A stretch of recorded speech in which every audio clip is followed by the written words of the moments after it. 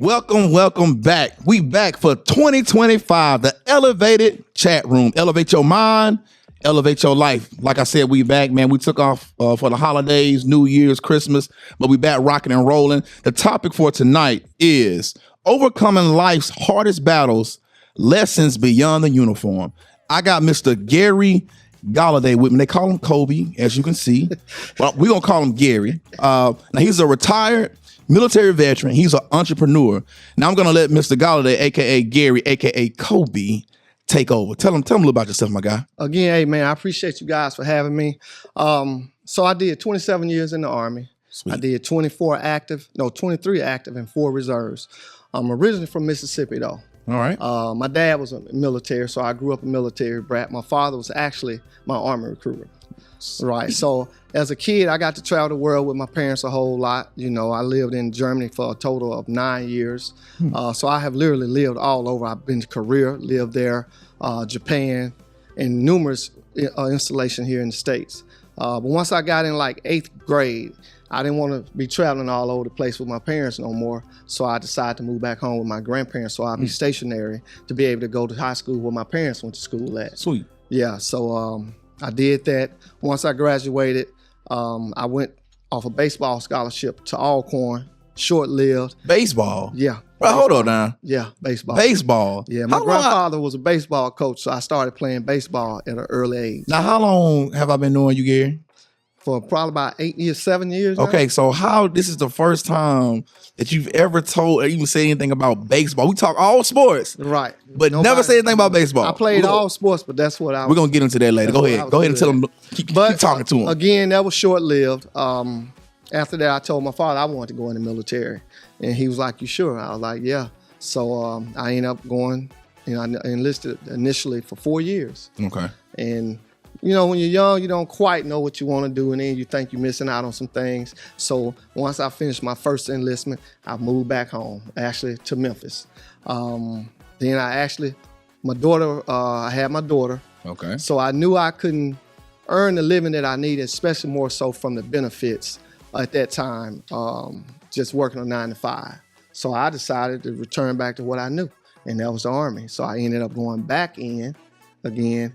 Initially, did 3 years. I was stationed in Germany. Then I got back out, moved to Memphis, and worked for the post office for 4 years. And then I finally went back in one more time. And then, as you know, I just retired here in the Florence, Alabama area, July 22nd, 2020. Hold up. Bro, so you was in the military how many years? A total of 23 active and 4 reserves. And you had 4 years where you worked at the post office. Yep. Bro, you look like you about 40 years old. Nah, I'm 52. What? Hold on. Now looking at you, I'm like, I know this math went adding. I'm like, this dude look like he my age. I'm like, how in the world he done did all this? 52. So you done aged well. Aged well, you know. So the military didn't kick your butt too much then? Nah, life is good. What did you do in the military? If you can talk about it. Yeah, I can talk about it. So initially, my background is logistics. I'm what they call a logistician. But also, I was in combat arms for a total of 4 years. Okay. That wasn't really my cup of tea. It was a little bit more challenging. It just speaks for itself, combat. Yeah. You know, I was stationed in Germany then. I did a tour in Kosovo while I was stationed there as well. A lot of training. But then I didn't like it as much because it got boring after a while. And basically what I did, I would send fire missions to tanks. Okay. So, you know, you have these tanks, they can't see their target. So I get data and I send all that data to the tanks to hit the target, basically. After a while, that got boring to me. So I ended up getting out. And that's when I got in the reserves. That's where that come in at. But I went back to my old MOS, which was logistics. Okay. Because now you need logistics and everything. And that was actually, from a career standpoint, was one of the best moves I made. Sweet. So how did you end up in Florence, out of all places? So initially, before I came here, I was in Mississippi, but I became a recruiter, an Army recruiter. Okay. I was a recruiter for 8 years total, actually. I did 6 years in Little Rock, and then actually they sent me home, probably not even an hour from originally from where Mississippi Valley is. Yeah. And I did 2 years. Well, after being on what they call on the numbers and just got burnt out with it, I was able to finally switch back again to my old MOS.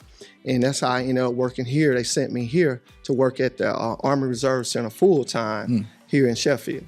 Oh, okay. So that's how I ended up here. So when you came here, you was no longer a recruiter. No, You was, I had got out of recruiting. Yeah, Sweet, I had okay. got out of recruiting. That's, man, look, like I said, I've been knowing you 6, 7, 8 years now, and it's like some of the stuff you already dropping. I'm like, bro, I didn't even know that, which is pretty interesting. Like because you never know everything about everybody or everything about people that's in your life until you really, really just like have that one-on-one time where you just sit down, just chopping it up, just talking about life and where you've been and what shaped you and all that kind of stuff. So, like I said, man, like I grew up, my first sport was baseball. So when you said that, I was like, what? Man, we talk football and basketball like it's nothing, but we've never talked baseball. Like I grew up in the era with Barry Bonds and Mark McGuire and Sammy Sosa. Right. Those power hitters. And to me, Barry Bonds is still the greatest baseball player that I've ever seen. And the stories I've heard about him kind of, validate that. But hey, that's just me. I don't care steroids. Pre-steroids, I don't care. Barry Bonds was just something special. He was true. But so now you're in logistics still, right? Correct. Okay, so what made you pick logistics out of all? Did it like what was that? Initially, when you're young, I didn't know what I was getting in. Yeah. My father was my recruiter, and he told me this would be a good job to have. Okay. At that time, okay, I'm just listening to my dad. He was a subject matter expert, like I said, my recruiter. So he hooked me up. He got me in. I never knew then, of course, like I knew now, because now it's very, very big. Like I said, you can't do nothing out here without logistics. Yeah. And that's kind of what I still do, logistics now. Sweet. So when you moved back in, or you moved in with your grandparents or your grandmother, did your relationship with your parents still stay pretty tight? It did, because I'm very close with my family. Like in the summertime and everything, I would leave and go, what my parents was, and even sometime for Christmas. Okay. But talking to my mother and dad at least every other day. Okay. But I'm not gonna lie, I enjoy it. I'm a country boy. Gotcha. I love, something else a lot of people don't know about me. I grew up riding horses, hunting, and all those things, and I learned a lot growing up in the country, being from Mississippi. It teaches you a lot. Gotcha. What position you played in baseball? Anywhere in the infield, but my main position was second base. Anywhere I didn't like the outfield because it wasn't enough action. But anywhere in the infield, even pitch, but not catching. Okay. Now you said it was short-lived. Why was it short-lived, my guy? Because it was kind of a mistake, actually, that I made. And it following friends, So I got a scholarship to Alcorn, got there, but at that time, all the athletes, they was doing something. I don't know if you know about Alcorn. Alcorn is in the woods. Okay. So the dorms for the athletes, they were doing some work on it, and we weren't even on the campus. We were further out. Okay. So a lot of my friends was like, you know what? I'm going to Mississippi Valley, which is where most of our family go because it's right down the road from my hometown. Well, I stayed there a little while, and then I called myself going to follow my friends. Yep, so that was a mistake I made. Well, I did follow them, and I actually went down to Mississippi Valley. Okay. That's where it was short-lived because I didn't get the scholarship. I could have played the following year, but I wasn't going to be able to play that year coming up. Right. Okay. So, and it's good that you say that because nowadays you got so many athletes that are able to just transfer the portal and all that kind of stuff. Right. So when you made that decision, was there anybody helping you make that decision, or that was just something you just made on your own? Well, sort of. I had friends, father, but they pushed me, in the direction. They kind of wanted me to go, but they wasn't forceful with it. So, even with my decision to go in the Army, everyone was like, well, I know you going in the Army because your dad was a recruiter. Yeah. Because everybody, and he was a recruiter at my high school, But that wasn't the case. It wasn't nothing forced on me. So they gave me a little room to be able to make decisions on my own, especially at that time. And that's where I'm headed, you know what I'm saying, with my kids playing sports. It's kind of like, and I don't want to be that dad that's just making all the decisions for them. Right. But I want to be like, okay, if you choose this is the pros and cons. Or if you choose this, I'm gonna lay it out for you. Right. So it's like if it backfires and don't work, hey, I didn't tell you to do that. I gave you the pros and cons. And if it works, I didn't tell you to do that. I guided you either way. And it's kind of like because you want them to be able to stand in whatever, decision they make. Right. Mm-hmm. Like what you were saying. It's like when it's all said and done, they kind of try to, do what they had to do, but when it's all said and done, I made the decision. Correct. And that's good. Yeah. And the fact that you can stand in it and be like, I own it. Mm-hmm. You know what I'm saying? Let me ask you this. What was the toughest battle after the military and how did it shape you? Your toughest battle after the military and how did it shape you, my guy? Actually, it was probably the transition itself. When you've been in the Army for 27 years, you sort of programmed, and it's different from out here in the civilian sector. In the military, certain mistakes you make can cost you your life. And I had to learn that people don't move the same way out here in the civilian sector. Okay. I'll give you an example. If you ask someone for help, or it can be a store or something. You can be, you gotta wait. People don't show a sense of urgency, and I ended up having to have a lot of patience because I'm like, okay, these people, they're not in the military. They weren't never in the military. So even on the job that I'm on now, I work with military personnel, but there are a lot of civilian people that I work with as well. Yeah. And we just do things totally different. Give another example. You hear a lot of, if your son make a mistake, a lot of people be like, well, it's going to be okay. When in the military, no, it's not going to be okay. I feel you. Because this can cost you your life. Yeah. But I hear, oh, baby, it's going to be all right. Say your son playing football. You can relate to this. And he make a mistake. And mom saying, oh, it's going to be okay. No, it's not going to be okay because we lost. Yeah. We might have could have won because if he would have made that block or he just did his job. And a lot of times I hear people water things down saying it's going to be okay. But then when your son start losing, everybody's upset. Right. Because don't nobody like to lose. Even the parents, you might not be playing, but then it become boring to you. The kids lose interest. You didn't see the little kids crying because they lose. Nah, so I tell them, no, things are, I guess, a little bit more serious in the military compared to the civilian sector. I didn't, and that's pretty unique way to look at it, because I didn't think he was going that route. Right, because a lot of people that's where the transition, because we're kind of programmed to a certain degree. Yeah. And we taught to do things a certain way. If you watch someone in the military, everything got to be structured. Dress right, dress. When they move with a purpose. People out here, they ain't into all that. Yeah. And there's a good and bad to it, but yeah. Yeah, I can see the good and the bad. It's kind of like you got to find that balance. Right. But I like that mentality because I guess because of my sports background. Right. It kind of we're nowhere near a program like y'all. Right. You know what I'm saying? As far as because y'all dealing with true life and death. But when you're playing some college ball, and you're at a real program, bro, they slapped a book down my freshman year going to Jacksonville State. They slapped a book down about that thick. It had every day planned out for the next month. Right. You know what I'm saying? It was like, are y'all serious? Yeah. And you find out at that time, if you don't love the game, I'm talking about love it. Right. You're not going to survive. Because back then we was doing 3 and 4 day of practices. Right. It wasn't no 2 days. It was 3 and 4 days of practices, bro. Our practice jerseys were red and white. If you was injured, you wore blue. If you were hurt, you wore orange. About 3 weeks in, bro, we like the Florida Gators out there.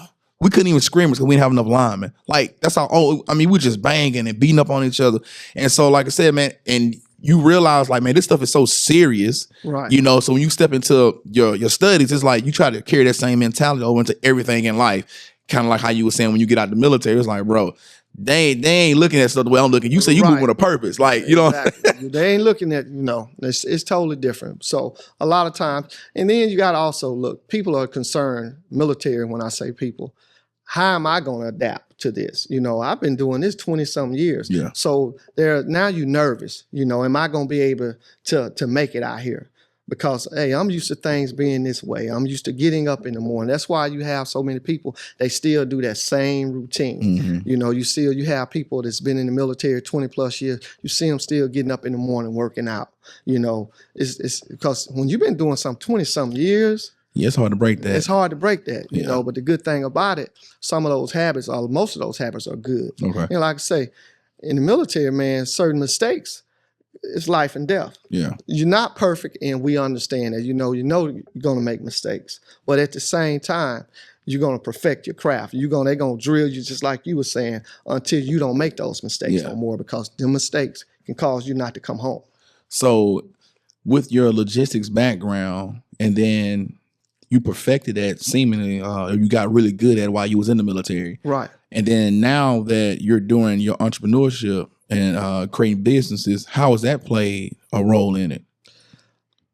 I'm in my degree is transportation logistics management. Okay. So I got something. So the business I run, as you know, is a box truck business. Still transportation and Well, logistics. that's So anything you're talking about when it comes to logistics, as a logistician, with me being in this for so many years, you can tell me what you need moved and how you want to move, and I can make it happen for you. I can order anything. You can say, well, hey, I want a certain site set up with some type of business. Well, you're going to need logistics because you got to have those products to bring in to start your site to being set up. I'm the one going to bring everything in that you need.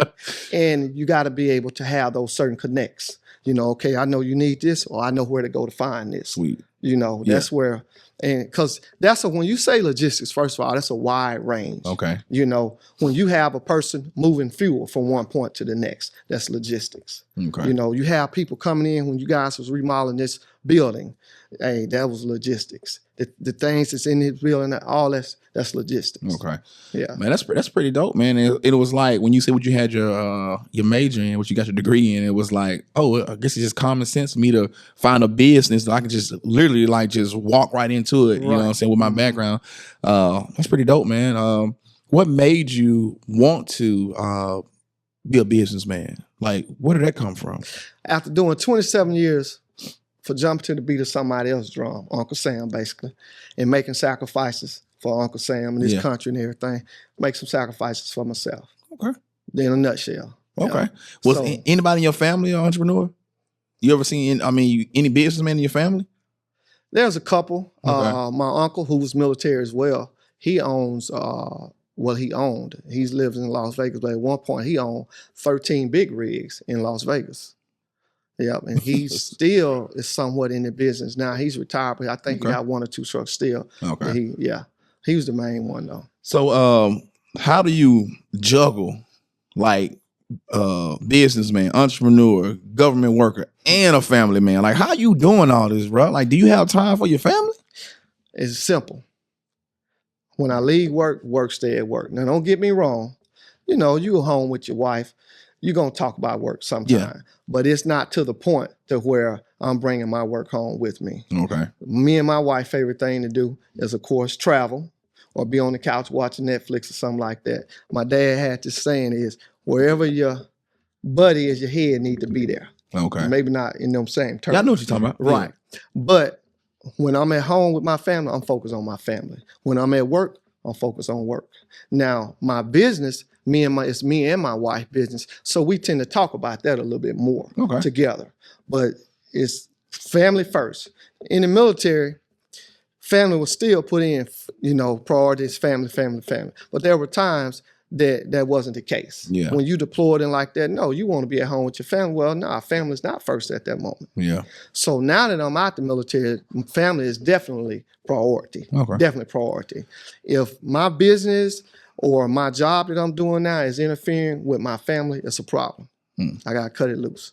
So don't none come before family. I'm going to make sure it's about dividing your time, brother. Yeah. Yeah. I like that.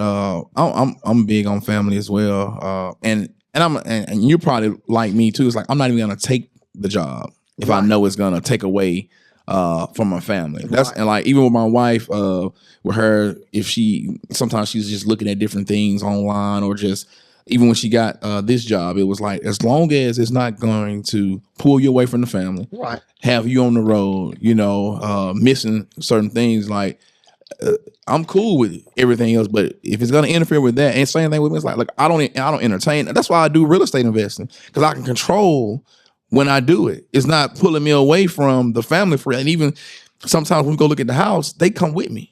You know what I'm saying? So it's like, we all gonna go check this property out real quick, and like, we going over to Florence, going to the store, going out to eat. Hey, let me swing by this building right quick and check it out, this property right quick and check it out. So I try to make sure that either I'm making money through real estate, or I'm trying to find some way to make money online. Like, even when we talk about possibly doing some business together, like, I'm not trying to be away from the family. I'm like, look, just let's set this thing up and just send me a check. Exactly. You know what I'm saying? Right. Like, even in my business, I got 2 drivers that drive. My brother is one and my daughter boyfriend is the other, but sometimes I drive. Okay. The majority of the time, when I drive at night, my wife is riding with me. Sweet. Now, she might be asleep. Yeah, but she with you. She with me. That's what's up, man. So that's what's up. Yeah. How long you been married? Now, going on 3 years. Going on 3 years. Okay, y'all still in that honeymoon phase. Yeah, that's how I ended up staying here. Ooh. I wasn't going. You gonna leave us, bro? Yeah, I had planned on leaving. I wasn't gonna stay. We was going to Memphis? No. My goal was to Dallas, actually. Dallas? Okay. Why Yeah. Dallas? Because even though I'm not a Cowboy fan, I like Texas. You like? Yeah, I like Texas, man. I can see that. I like Texas. Dallas is nice. I like Texas. Dallas nice. I've been to Dallas and Houston. Dallas a couple times. Yeah, it's nice. It is. It's big. Yeah. Get some trouble out there. But this is home now, bro. Gotcha. This is it now. Yeah. Okay, so let me ask you this then. Why are you passionate? Because I know you mentor the youth. So where did that passion come from when it for mentoring the youth, my guy? So I initially told you I was an Army recruiter. I started recruiting in 2006 in Little Rock. Well, as a recruiter, you're spending a lot of times in the schools, in the high schools. I was a little different breed from the average recruiter because I really cared about the kids. You know, it wasn't that they was just another number to meet my quota.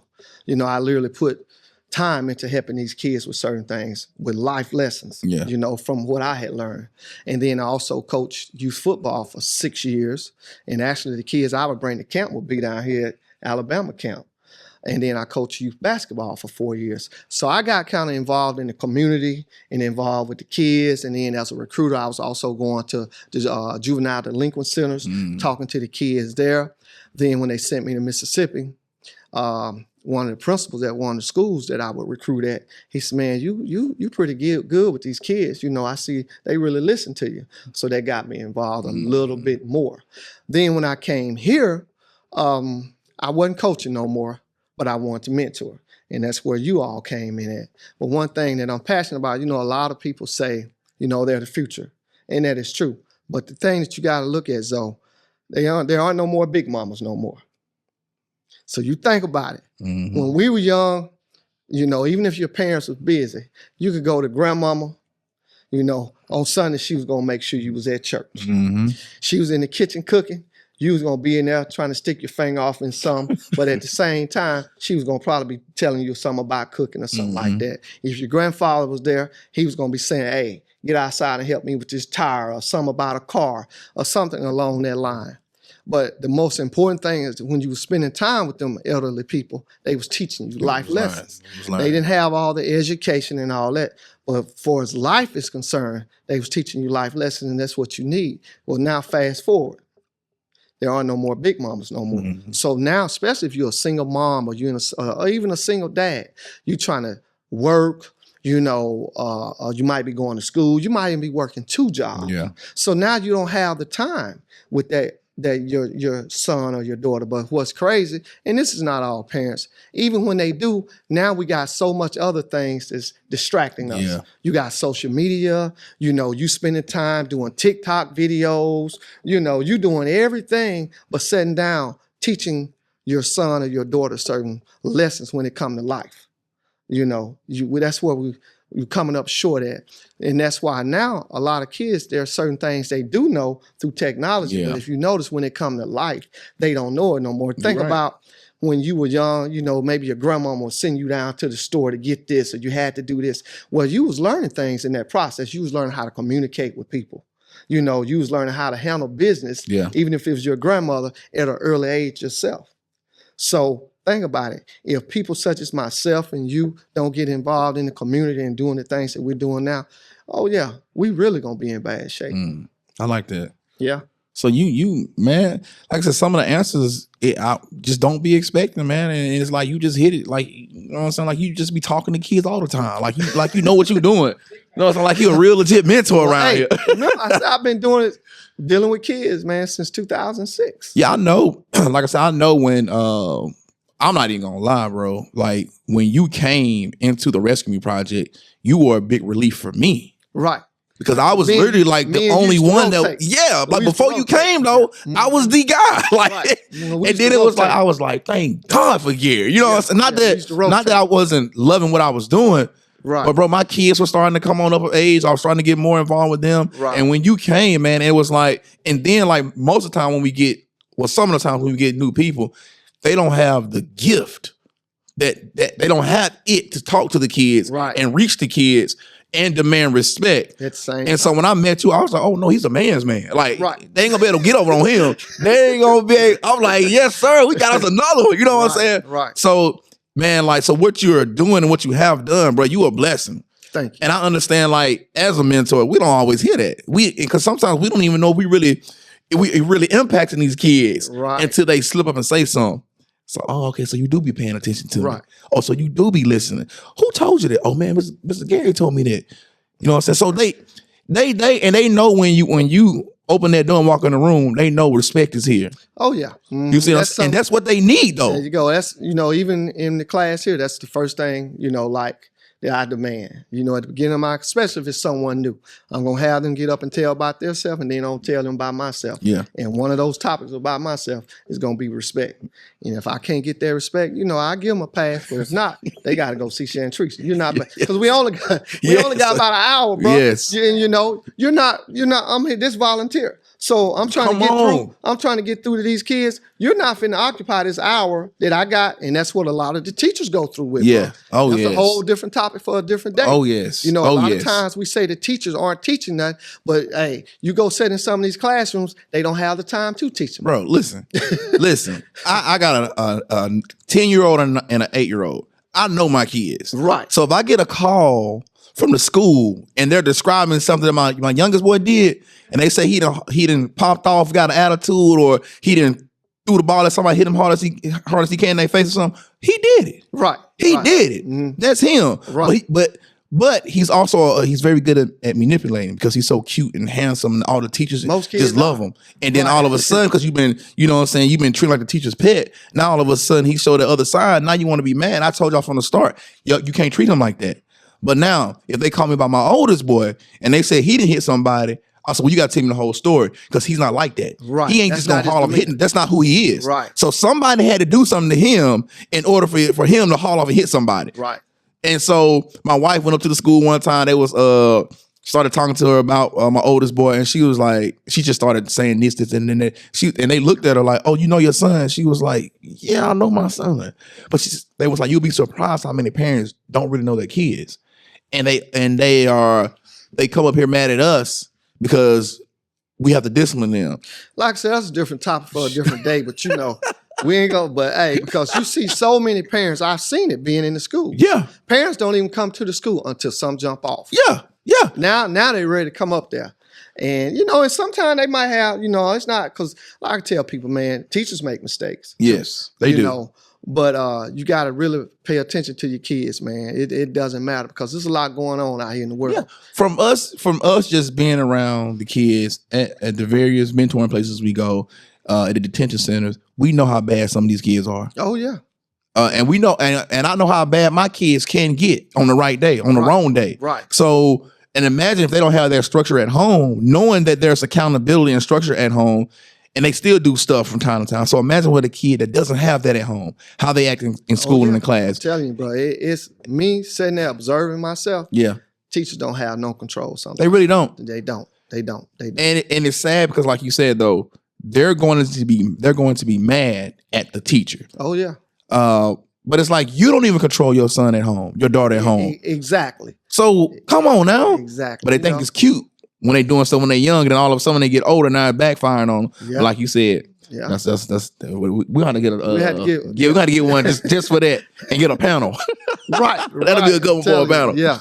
But so with you being passionate about the youth, how has the youth helped or changed you or brought something out of you that you didn't know was there?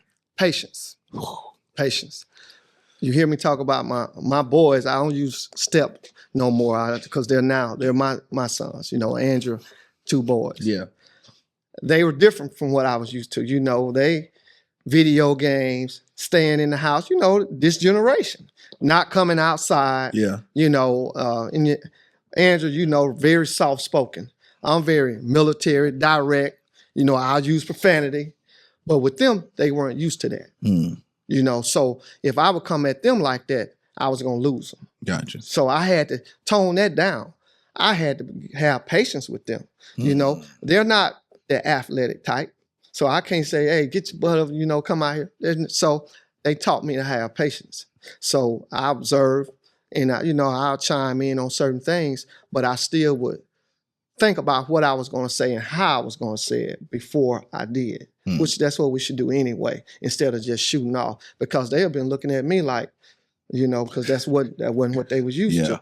That's good. So I had to turn that volume down, and say, okay, let me take baby steps with them. Well, we still going in the right direction, but from where they were to now, bruh, they came a long way. That's good. And then when I look at them, it's been a whole. It takes a team. Yeah. But I know I have contributed a major part in that with them boys. And I would say, man, that's one of the few traits that you actually have to be in it, be doing it in order to grow in it. Right. Because you can't just read about patience and put it in the back of your mind, I'm gonna be patient just by something I read and studied and watched and saw these different videos. No. Patience is one of those things you have to be thrown in it. And then you got to have that voice in your head saying, this is where you need to be patient. Exactly. This is where you can't pop off. Right. This is where you got to calm down.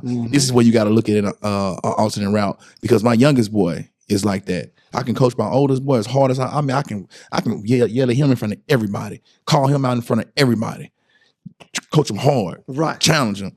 My youngest, he gonna shut down. Man, he gonna walk away. Right.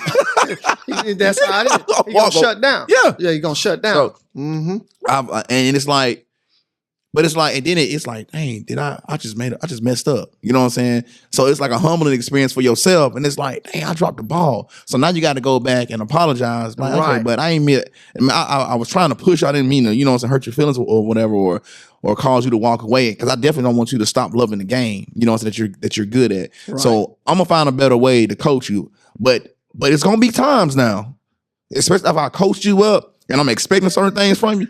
I'm still gonna yell at you from time to time. So right. I'm gonna calm down a little bit, but you're gonna get it. Yeah. But yeah, you gotta have patience, man. That's one thing. Dylan, not only just being here. Yeah. Being here. Oh, yeah. You gotta have patience. Oh yeah. Yeah. Especially with a couple of them. Mm-hmm. And we've talked about a couple on where it's like you can't look.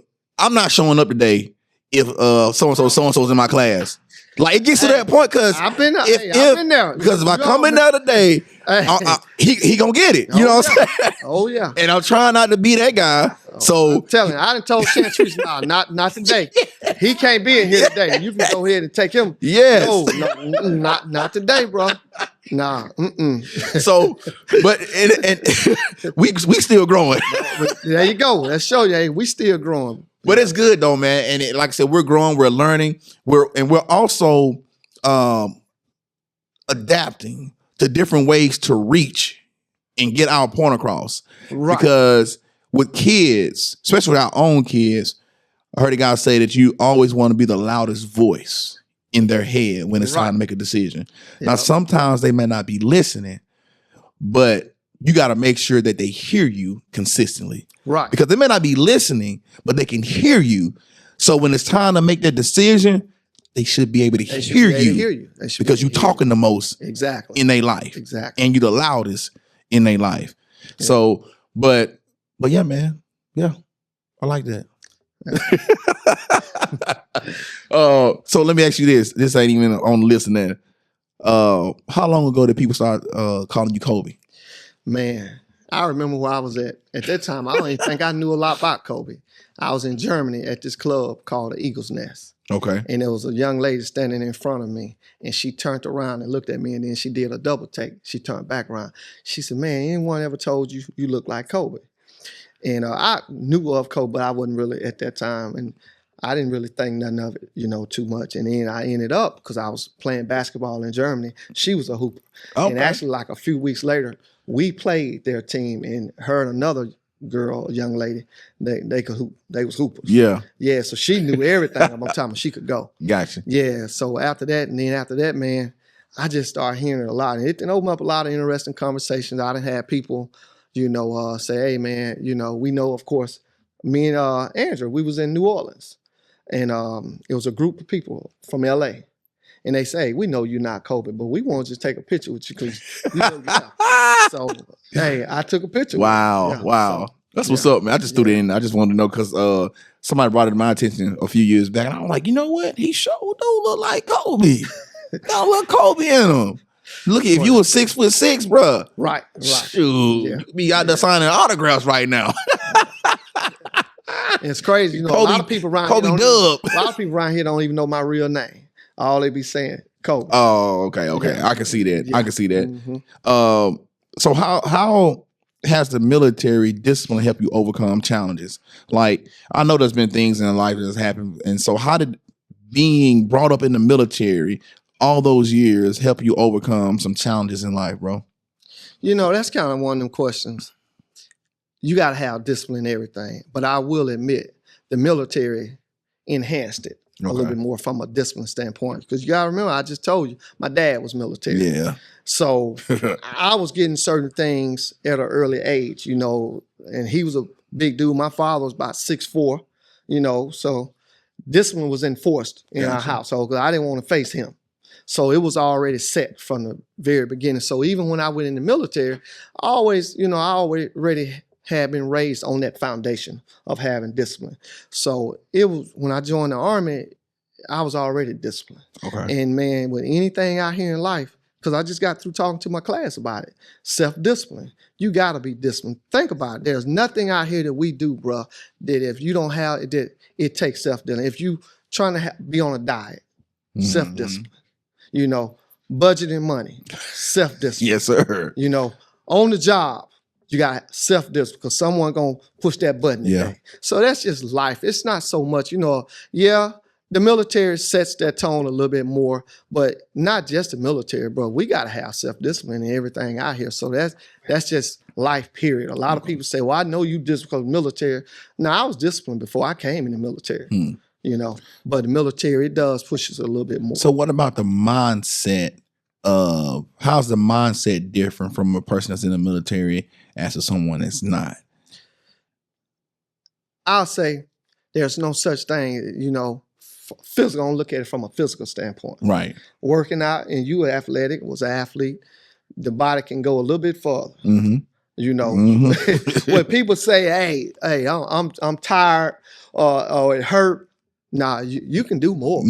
You can do more. So that's what they put up here mentally. Hey, don't quit. You can give me more. You can give me 5 more push-ups when you think you can. Yeah. You know, you don't need 6, 7, 8 hours of sleep. Your body you can do 3, 4 hours of sleep and you still can function. Now, after so long, it'll catch up. But you don't have to be in the bed 10 hours. You know, you 3 hours of sleep, I'm good. So now people ask me, my wife asked me, because there's been times I done drove the truck. My brother might say, hey, man, I don't feel good tonight. So I done booked this load. He got to be in Nashville picking up at 1 o'clock. Here it is, 9 o'clock. And, you know, he done got sick at the last minute. I'm not going to cancel that load. I get up, get in the truck, go run that load, get out the truck at 6:30 in the morning, and at 9 o'clock, I'm in Huntsville at work. So let me ask you this, though. If you wasn't brought up in the military, with the type of father, type of household, and in the military, would that have been something that you would have still done, or you'd been like, oh no, I'm just gonna go ahead and? Well, the military would, like I said, it would have been pushed on me, but I was just stating, you know, I was self-disciplined. But the military will structure you to, hey, you can do this. Yeah. You know, there's no quit. Because you think about it, man. And wasn't nothing like no special forces, nothing like that. And it still was some hard times. Yeah. So can you imagine those guys, that special forces, Green Beret, and things of that nature? You know, can you imagine going through that training? Yeah, that mindset with that. Yeah, I can only imagine. And as you just said, it's the mind. Yeah, because so that's where it all starts. At a lot of times we fail because of this. I agree. You know, and we can't see ourselves like at that place. Like if you're trying to lose 50 pounds, you can't see yourself. If you're weighing 250, you can't see yourself at 200. Right. So you never even start because your mind, your imagination has not even taken you to that place yet. Right. There's a quote, I probably said this before, that your feet will never take you where your mind hasn't already been. Right. So if you can't see yourself owning a business, you're not gonna own the business. Right. If you can't see yourself in a happy relationship, you're not gonna get there. Anything in life, anything that was ever created was a thought first. They saw it, and then now they motivated themselves and they willed it into reality. Well, fear. That's the next thing. Military. There are things I tell people. There are things that make me nervous, but literally just say I'm fearful. Nah. Okay. There's no such thing. Now, you might be getting ready to get in a fight, get a little nervous. You getting ready to, go into a territory of someone you don't know nothing, but you might get a little nervous. But just straight fear, nah, no. Why? Because that's if you already are fearful, think about it. You already have failed. Okay. Yeah. Because you just said now it's the mindset. Yeah. So you done failed the battle already. Yeah. I tell people there's a difference between danger and fear. Right. Like, bro, that's like if snakes come in here and that's danger. Right. Like you ain't necessarily you in danger. It's time for me to get up out of here. But fearing something as far as your future, fearing something as far as failure, making a move and things like that. Like, why? Well, most of us failed already because of that. When like as a recruiter, I'm talking to young people about joining the Army. Oh, no. But the only thing to get me, here you are, football player, work out every day. I talk to you about joining the military. Nah. It's fearful. But now I got a girl over here, weigh maybe 120 pounds. And she's saying, wait, Sergeant Goliday, talk to me about the military. Before I know it, she done joined and done 3 or 4 years. You still at home. Yeah. And also that unknown. There you go. That's a good one because think about it. We can close that door. This I use all the time. You can close that door and we can be in here screaming and yelling. But if you're on the outside, you're like, man, I'm not going in there. But once you open that door up, we in here partying. We having a good time. They don't know what's going on. Exactly. And that's how I was when I got ready to get stationed in Korea. I didn't want to go, bro. I didn't want to go. But then once I got there, my mom and dad had to call. They said, are you okay? I was having a good time. Yeah. Yeah. I always like when I'm having conversations with my wife, she's talking about, taking the next step, but she was like, I don't really want to, experience the unknown. I don't like that. I would say, well, you do know everything that you've ever done at one point was the unknown. That's true. So it's all about your mindset, how you viewing this thing, how you see it, and do you really want it? And also think about it. That's usually the things that we don't want to do. That's where the treasures lie. Yes. That's where we need to be. Yes. But we're afraid. Yes. And that's why I say fear. Man, so the military, it kind of grooms you to, you think about it. Look at all these people going to war and all that, If you just fearful, bro, it's more than likely you're not going to make it back home. That's real right there. That's real right there. Yeah. And that's why I'm like, you just can't just up on a whim and say, hey, I'm going to the military. Like you need to get some wisdom. You need to be praying. You need to be, because everybody's not built to go to the military. Everybody's not built. But it starts with what we're talking about, your mindset.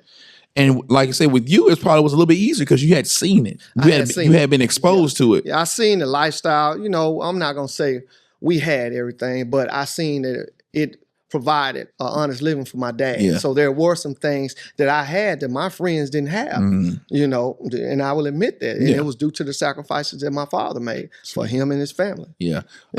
What did your mother do? Well, both of my parents are deceased now. That's another challenge that has happened with me since I retired. Because, I've lost both of my parents in the past 4 or 5 years. Dad suddenly and mom. Mom from COVID, dad from a blood clot. Yep. But my mother, she was basically traveling everywhere with my dad. So she was just getting a 9 to 5, wherever we were. And my dad, was one in the military. You want to speak on how you navigated yourself through those challenges? Or is it's still something that you... I'll just sum it up. God, family, and friends. God, family, and friends, bro.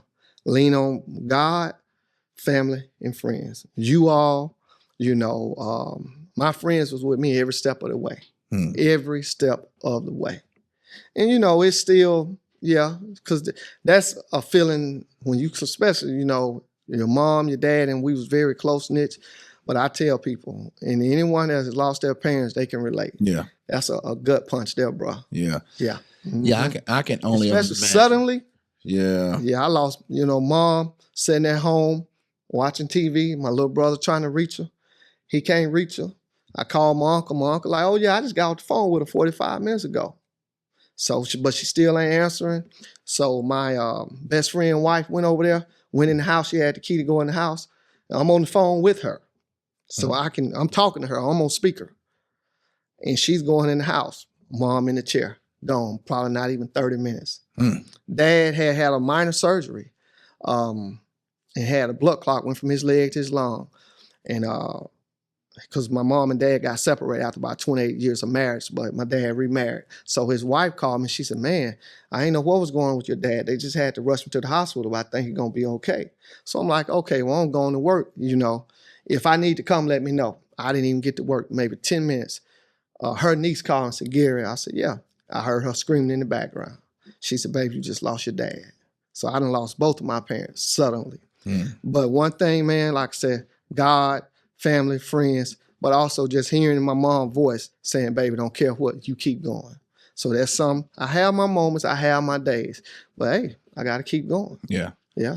But that's real though, bro. And it's like, is. and that's another thing, like, as men, like, we don't really get to express our emotions when it comes to things like that. Right.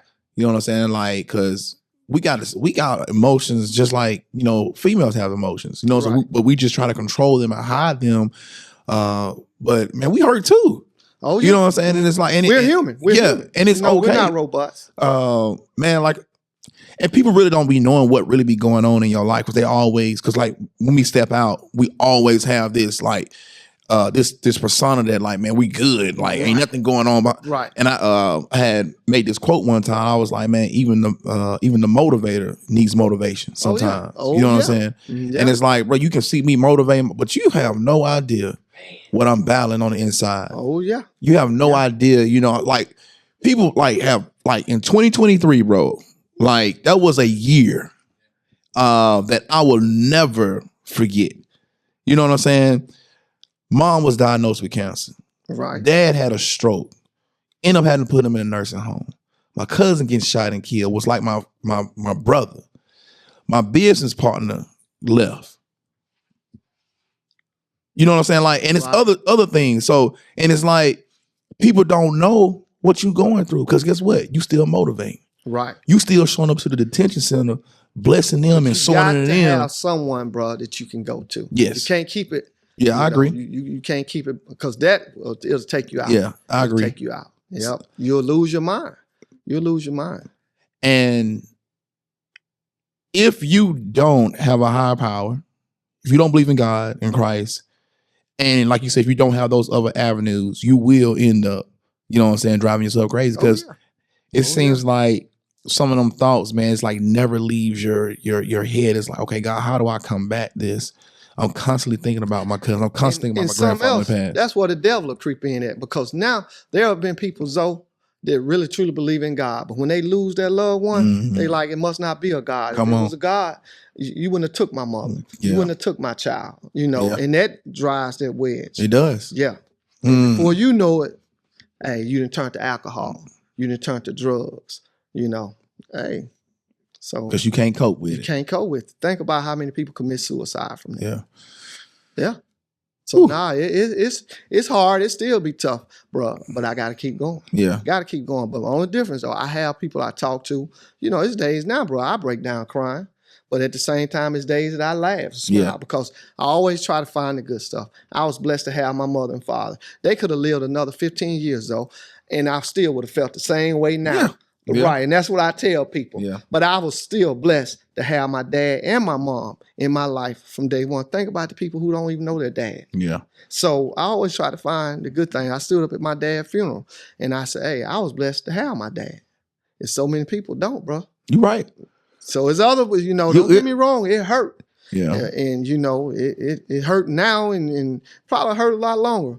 But I know it's a blessing to have my mother and my father and look at, getting to travel the world and experience things with my parents, getting to go to Paris and Spain and all these places when I'm just 7 and 8 years old. All over Europe, bro. Yeah. Been all over. That's sweet. Yeah.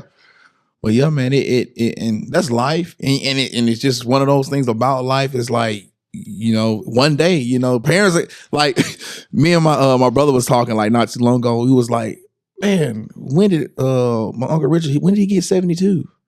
Like It go fast.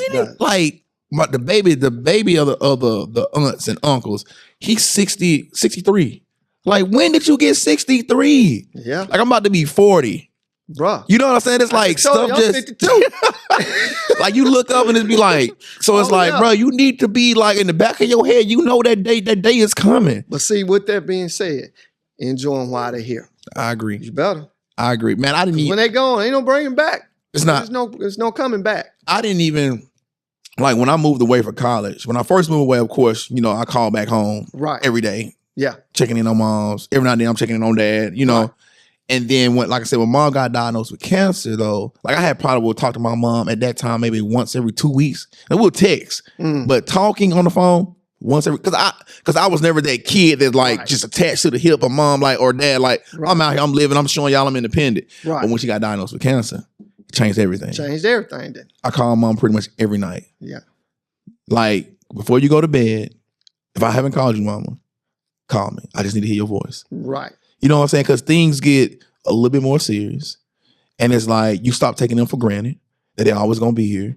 Yeah. And it was like, no, like, I need to hear my mom's voice every day. Because it's going to come a day where I'm going to wish that you can hear that voice. That I can hear her voice. Oh, yeah. Mm-hmm. And for her to still be active, driving, coming to see my boys play sports, you know what I'm saying? Coming to all kind of events that they have. Like, man, that is like you said, those memories that I will never forget. And like even now that, like I said, we got my dad in a nursing home, he's trying to get back the use of his hands. And once he gets back the use of his hands, he can get out. Oh, okay. And so, but now he's in a better place mentally and spiritually. So when we go see him, it's actually pleasant to be around him. We get him out, we go, bring him over for Christmas and Thanksgiving, take him out to eat, stuff like that. But the fact that he's still here though, you know what I'm saying? Because he had a stroke, he had pneumonia. Man, when I tell you, back in 2023, bro, he was in the hospital on the ventilator for like a week. Came through by the grace of God. Couldn't walk, could barely talk, didn't know who he was. Bouncing all the way back from it, walking, talking, back driving, has a stroke. Starts bouncing back from the stroke. Falls face first on his hands, gets up, can't use his hands. Wow. Went from being totally independent in 1 year, driving up here, just living life. Now we got to put him in a nursing home. So when I tell you, bro, like people don't know what you're going through as a man. Right. Because a man is always supposed to carry himself in a certain way. I can't hurt. But see, the hurt for a man is different. Our pain is different. It's different. Even our love is different. I tell my wife, you love our boys. I love them, but I love them different than how you love them. Mm-hmm. You know what I'm saying? And I tell my sons, ain't nobody on this earth gonna ever love you like I love you. That's just the way God built me. God built us. And that's the thing, when they're gone, bro, you're not gonna ever get that same love. Come on, bro. You're never gonna get that same love. Especially a mom, you'll never get that love. You'll never get it. You can search all you want. When that love is different, it's gone. It's different. It's over with. It's different. A mother's love. I agree with you wholeheartedly. Because I watch how my wife love our boys. Even my mom to this day, you know what I'm saying? There's nothing that she would still sacrifice to this day if we needed her to. It's unconditional. That's the true. That's the true statement with unconditional. It's unconditional love, bro. Think about it, man. You can do anything. Mom's still gonna try to be there. Oh yeah, And I remember that. I'm talking about my dad. I remember one day I probably was in college, and me and my brother was talking, and my brother was like, "Who would take care of you if something was to happen to you?" And before I could open my mouth, my dad said, "I would." He said, "I wiped your butt before." He said, "I wipe away." I said, "I don't care how old you are. If I'm able to take care of you, if something happened to you, I'll be there." Oh yeah. And you see what I'm saying? Like, you don't get that. Every child doesn't get that. Every young adult doesn't get that from a father. Exactly. You see what I'm saying? Exactly. Like, and I tell anybody, I was like, my boys can end up being 6'10", big still your beasts. baby. They still my still your boys. babies. They still small in my eyes. Right. I still can take care of you. I still got Right. you. It may look different how I got you now. You know what I'm saying? Instead of me physically picking you up, mentally, spiritually, emotionally, I'm picking you up. You see what I'm saying? And that's what you're supposed to do, because one day the role's gonna flip. It's gonna flip. It's gonna flip, bro. And you better make sure, you better hope and pray and make sure you're doing everything you can right now to make sure that relationship is what it is. Because you don't want to be a throwaway. Come on. I'm telling you, bro. Come on. You don't want that. Come on. Like I said, the conversation we having, need to be something for another day. I got you. I'm telling you. I got you. We making. I'm taking note. I got you. And while I'm taking note, one of the notes I wrote down was, who was your biggest influence? Ooh. Probably my dad, my grandfather too. But my dad, like my grandfather, I used to just like how he carried himself. Okay. He didn't do a lot of talking. It was more action. You know what? A lot of older, that's how old school. You know, he didn't do a lot of. You didn't see him gossiping and all that. Yep. You know, very little words. But he wasn't nobody to play with. He didn't even go to church. But every now and then I see him reading the Bible. You know, and when people would need help, he wouldn't exchange words. He would help them. But so many people gave him so much respect. And I used to be like, man, you know, that's how I want least words, more about their action. You know, now you see men talking more than women, and you know, it's totally different environment, man. You know, ain't nothing wrong with certain things, you know, I understand, but we do a little too much now. I agree with you. We doing a little too much. As men, you're doing a little too much now. I agree with you. You know, life's supposed to be fun, but some things, you know, so I looked up to that. My dad, I used to look at him because he was that guy. He would always tell me, hey, nip it in the butt right now. Nope. If you give them an inch, they're going to want more. Whatever it is, if they rub you the wrong way, it don't take you to be violent, but you let them know that's not who you are. Let them know directly, you standing on business. You know, no, I'm not going with that. I'm not dealing with that. And that's how I am now on my job or whatever. Even in the military, I've always had a certain, I don't care what rank you were, you was not going to just totally disrespect me. I'm going to respect you as a man, and I'm going to respect the rank. But you're not going to just talk to me and do me any kind of way. I feel you on that. No, I'll pull the uniform off and go home. I feel you on that. Now, I knew, you know, don't get me wrong, you had to play the game. Right. Got it. But there's limits to it, yes. You know. And I'm not soft-skinned because growing up in the house, but you're not going to do me any kind of way, man or woman. Gotcha. No, there's a line going to be drawn. Now, I'm more passive than what I used to be because, you know, we older. And I just be like, hey, you know, I look over it and go on. But you're not going to treat me any kind of way. Gotcha. Nope. I like what you said, especially on your job. I like what you said because, like, I'm a union rep on my job, and prior management, it was times where you had to take off your, you know, subordinate hat and put on that union rep hat. Now, when I come in here as a union rep, you're not my boss. Right. You know what I'm saying? And it was like, I'm standing up for the people now. You know what I'm saying? And it puts you on that even playing field because, like when I come here, like, I don't need you talking down to me. It's like, no, you a man just like I'm a man. You know what I'm saying? And so it's like, you get to that point where it's like, you know what? I'm here. I'm going to do my job. But I'm also going to make sure that everybody that's behind me, that is working in this building, is being protected and not being swindled, not being taken advantage of. Because some of the rights that we have, you coming in here flexing, but in the policy it says that you wrong. Right. You know what I'm saying? So either you can make an announcement and change this, or I'm coming in next week and we're going to have a problem.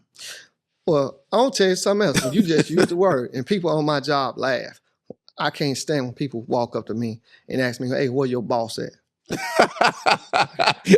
And people laugh at me because, no, I don't have, you either my manager, my supervisor, you know, you might be the CEO, but I don't use that word. I tell people all the time, I don't have no boss at. G-O-D. I don't have no where your boss is. No. Gary said, I ain't playing that game. I correct people with that. What you mean, your boss? It's even the way you say it. Yeah, and that's just one of the words, I know we use it. Yeah, I feel you. You'll never hear me say, your boss. Where your boss at? Who bossing you around? Yeah. No, I ain't got no boss. I'm doing my job. And I correct people all the time. They be like, yeah, they'll be, hey, where's your boss? What, my manager, my supervisor? Oh, okay, because I don't have no boss. I love Gary. I don't have no boss, bro. I love Mr. Goliday. No. Maybe that's just being from the South, Mississippi. Hey, because he's your boss man. Yeah, I feel you on that because I had one of my teammates had an incident in high school when somebody called him boy, and he was like, "I ain't your boy." Right. You know what I'm saying? So it was like, and I didn't even understand. I'm like, "Bro, you tripping?" And he was like, "No." He called me boy, and he know what he meant by it. He was slick with it. Oh, yeah. And so I just had to let him know, like, don't call me boy. Yeah. I ain't your boy. Do it again. We're going to have some real problems. My dad came to the recruiting station when I was in Little Rock. And one of the recruits, I wasn't there. And one of the recruiters said, hey, your boy just left. That's all I'm going to say. It didn't get too out of hand, but he checked it. Yeah. Sometimes you just have he checked. You can't leave room. Yeah, you can't leave room sometimes. That's why I go back to I like how my dad stood on business and will handle certain situations. Sometimes a little more. I'm probably a little bit more tactful than what he was. Yeah. But I understood and I understand because, bro, people do yeah. You gotta let them know. So I like this. So I kind of was motivated by him and my grandfather. I looked at both. Okay, yeah, I won't take that from him. I won't be like that. And you know what, man? Like, and you can see the difference in how one person was raised with the father, the grandfather, the home pretty much being solid versus the kid that didn't have that father figure, that didn't have that grandfather speaking life into him, showing him different things, showing him how to maneuver, showing him how to be a gentleman, but yet showing him how to be a man. Right. They didn't have that father that was, strict on him and setting him up for success by holding him accountable, instruction, expectations. You need it. You need that. And that's why you hear people say, well, you need to go in the military so you can get struck. But now I will admit, the military now has gotten watered down itself. Mm-hmm. And on top of that, it's so many rules and regulations that are put in place now. Don't get me wrong, you shouldn't mistreat no one, but it's not the same no more. Gotcha. It's not. And it's just not the same. So there are things that when I went through basic training, all that now, they don't go through the same thing no Gotcha. more. Yeah. Mm-hmm. So let me ask you this last question, man. Then we'll be up out here, bro. What's your advice for tackling life's toughest battles? We kind of talked about this a little bit, but just give them one thing or two things that some advice on tackling life's toughest battles. One word, and then there's some other, but resiliency. Resiliency. You got to have resiliency out here, bro. Mm-hmm. My mother always used to say, okay, have you cried about it? Yeah.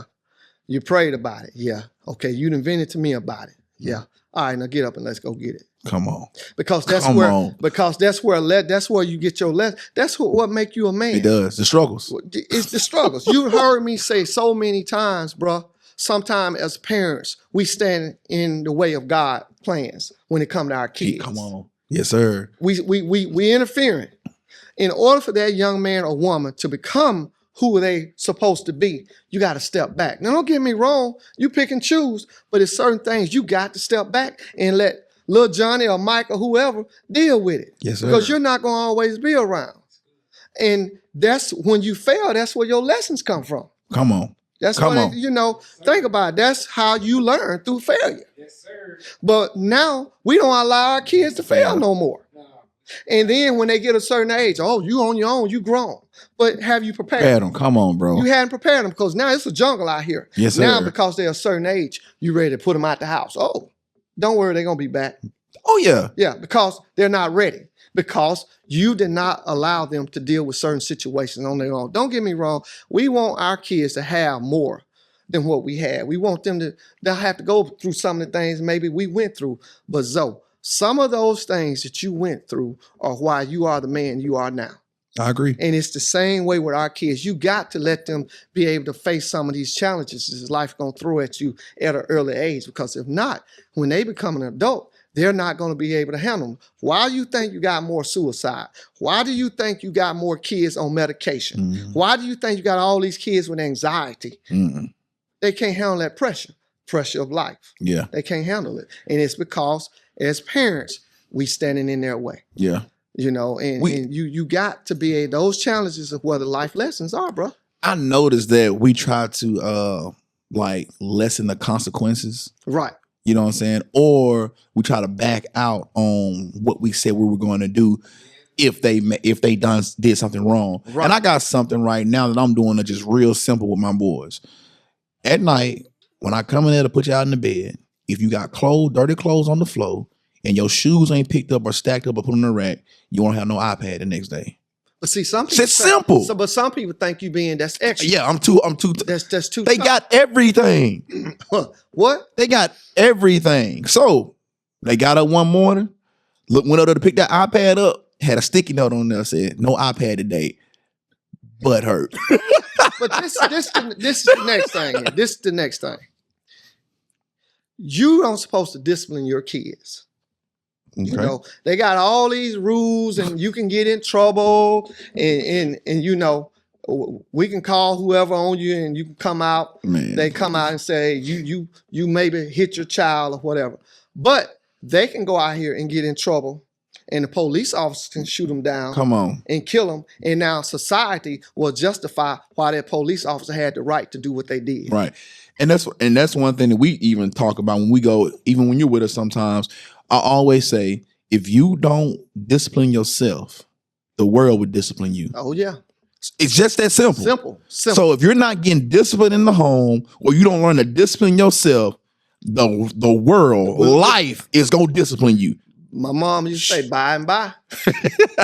Oh, you're going to get that lesson. Yeah. That's one thing. You're going to get it one way or another. Yeah. You're going to get that lesson, bro. So I'm in agreement, bro, with just, raising these kids up to be young men, to be young women that can live on their own and give something back to the community. Like, I don't want you taking from the community. Right. I want you giving to the community. I want you being good husbands, good daughters, good fathers, good mothers. Yep. If we can do that, we all right. We working every day. We working. Yeah. Look what we doing. Mentoring the kids. You just sowing seeds. You being exactly. Sowing Look seeds. at you with your boys, your father, husband, and we're not perfect. We have our shortfalls. Everybody do. But at the same time, you working to be a better man than what you were yesterday. And even in our mistakes that we make, especially when it comes to parenting, I'm gonna tell you something else. We talked about unconditional love. Our kids at a young age, they have unconditional love for us too. Oh yeah. Like, because I see it in my boys, it's like, oh, no matter what daddy do, like even if I get mad and yell at them, within like 3 seconds they coming back, they bounce back like it's nothing. Because believe it or not, most kids want that. They desire it. They do. desire that. They I do. read a book. They're built. Yes. I read a book about it, especially with your girl. They want that, bro. Exactly. If you care about me, you would just. There you go. There you go. And I was going to get to that because when it's all said and done, when everything clears, they know that daddy loves them. Oh yeah. It ain't no guessing one. They know. I'll give you an example. My daughter was in Mississippi with her mom. Mom, great mom, but she was probably 25 minutes away. I'm in Little Rock. My daughter got in some trouble. I'm 3.5 hour ride away. She told the principal, call my daddy. Now she know I'm gonna find out what's going on, but she said, call my dad, because then she might get disciplined. But she said, call my dad. Because when I come, I want to know what's going on. I want to know everything. Yeah. And she know I'm going to probably be harder than what your mama going to be. But she said, because they want that, bro. They want it. She said, call my dad. Yeah. And it's just good to build relationships, man, with your kids. Oh, yeah. You got to, bro. And that's the thing now. Don't get me wrong. I understand social media and things because you can do a lot of these things with your kids, But, bro, think about it. Now, when you go to dinner, everyone in there's no more communication. When you out in public, look, the kids on their phones, the parents on their phones. Yeah, we have to we have to be intentional. Oh yeah, we do. So, like I said, we definitely have to be intentional because sometimes we just want the kids to kind of be calm and not be wild, and then sometimes like, okay, look, it's time to talk. Let's have a conversation. Yeah, what's going on in your life? Because you'll be amazed. It's something to challenge. We talk about these kids are already facing challenges, bro, that you wouldn't even imagine. Oh yes. Yeah. I had did a post one time about like top 7 things that kids stress about. Like we think our kids don't have stresses. Oh yeah. Bro, they stressing at an early age. Early age. You know, from what they wearing to school. Yeah. Who gonna say something about their haircut? Exactly. You know what I'm saying? Like it's just like, or you made a bad grade, or you too smart, or you too good on the. You know, that's what I talk about. You remember when we was in school? If you was getting F's, we was on Joan. That first, man, what? You know, it's crazy. Now it's kind of flipped. Yeah, you know? it's cool. You know what I'm saying? Not to be smart, like no, but that's not what we do. No, that ain't what we do. But it all goes back to how you been raised in your home, though. Oh yeah, that foundation. Yeah, that foundation, bro. Yeah. It is. You know, that you just heard me say, no more big mamas. You know, some people was forced to go to church on a regular and some didn't, but they did go. Now you go to church, you don't see as many kids going to church as you used to. it just depends on where you at. Yeah. Just be honest. Right. It depends on where you at. But we got some God in us at an early age. Oh, yes. Yeah. And it's like I heard this guy talking on social media who's talking about how we force our kids to go to church. We force our kids to believe in what you believe. We force. And they was like, well, you force your kids to do everything else. You force them to play sports. You force them to do, you know what I'm saying? So it's like, if I'm going to brainwash them, if I'm going to force them to do anything, why not force them to believe in the creator, the one, and then his son that went to the cross and died for our sin? Because if Christianity is true, if the resurrection is real, then why would I want my sons or my kids to be brought up in this? Come on. It's crazy to say because I was talking to one of my cousins. She lived in New Orleans probably about a month and a half ago, and we was talking about our family reunion. And she was saying, well, I ain't going to force my boys to come. We went, family, this is something else, another topic for a different day, you know. Man, I remember we used to have 80 probably to 100 people at the family reunion. I remember. Now, bro, we down to probably maybe 30 or 40. It's different. And it's because of, It's right, different. and it's because now people don't force their kids to go, you know, he don't want to go, I ain't going to make him go. If you ain't got nothing going on, we pretty much went. You know what I'm saying? Now, like my kids be having baseball, all-stars and stuff going on sometimes. But other than that, we there. Oh, yeah. You know, but life, like I said, but you just don't be looking for no excuse. You know what I'm saying? Because it's really important to know your family. Right. It's really, because you don't never know like what connection you will make with somebody that's a third or fourth cousin. And they may have, it may be God's purpose or destiny may be tied in their hand. Right. You just don't know. No, you don't. But That's back in the day with Big Mama, man. They used to have everybody. oh yeah. Oh yeah, you wanted Man, on the floor. You Man, wanted it. what? You wanted it because that was fun, man. No, We used to be like 10 deep in one room in the living room on the floor. Not ain't one no sleeping bag with pallets. right. Oh yeah, Busting peas over. Yeah. yeah. Real Man, talk. what? Real talk. Gary, we got to get up out here, bro. I got you. Gary, anything else you want to say? Any closing remarks, man, you want to give to the people, man, or just anything you want to share before we close this thing out? Nah, man, we just gotta do better, bro. You know, ain't none of us perfect. We understand that. But when it comes to the youth, we got to apply ourselves more in their life. You know, I know, everyone have their own thing going on, but you got to be involved with the youth a little bit more than what we are because, bro, the devil is busy. Yeah. He's busy, bro. Yep. All right. So y'all listen. This is our first episode for 2025. The Elevated Chat Room. Elevate your mind, elevate your life. Give a special shout out to Mr. Gary Goliday, aka Kobe. Hey, that's our time. Like, share, comment, holler at us. Get on the podcast with us. We back 2025. My guy Dwayne Malone. I'm Lonzo Jones. Gary Goliday. We out. Be blessed.